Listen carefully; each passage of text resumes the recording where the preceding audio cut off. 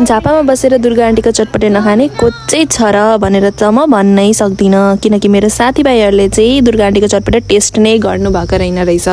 So हामीले चाहिँ कलेजमा क्विक प्लान बनायौँ कि हामी इभिनिङ स्न्याक्सको लागि चाहिँ लक्ष्मी चोकमा गएर चटपटे खानेछौँ।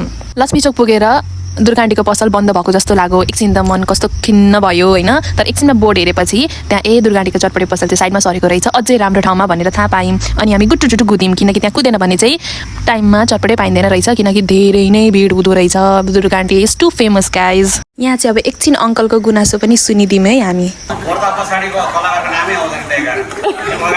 होइन अङ्कल, मैले तपाईँको भिडियो लिएको छु कि म तपाईँलाई नै सपोर्ट गर्छु, हेर्दै गर्नु है।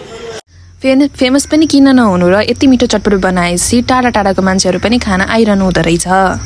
अनि आन्टीसँग गफ गर्दाखेरि चाहिँ तिमीहरूको लागि किलो नपुग्ला कि भन्ने कुरा पनि गर्नुभयो। फेरि मन खिन्न भएर आयो होइन। अनि आन्टीलाई हामी टाढाबाट आन्टी जस्तै तस्तै मिलाइदिनु न भनेर आन्टीले चाहिँ कस्तो मजाले होइन सबलाई पुग्ने गरी फेरि बनाइदिनु भयो हामीलाई। अनि थ्याङ्क गड हाम्रो टर्न पनि आयो। अनि फाइनली हामीले टेस्ट पनि गऱ्यौँ। अनि हामीले गिलो सुक्खा दुइटै टाइप टेस्ट गऱ्यौँ and it was too yummy guys. मेरो एक्सप्रेसन्सले नै थाहा हुँदै होला हजुरहरूलाई होइन। दुर्गा आन्टीको चटपटे कसैले खानुभएको छैन भने चाहिँ गएर गुटुटुटु गएर खाइहाल्नु है। You will have no regrets.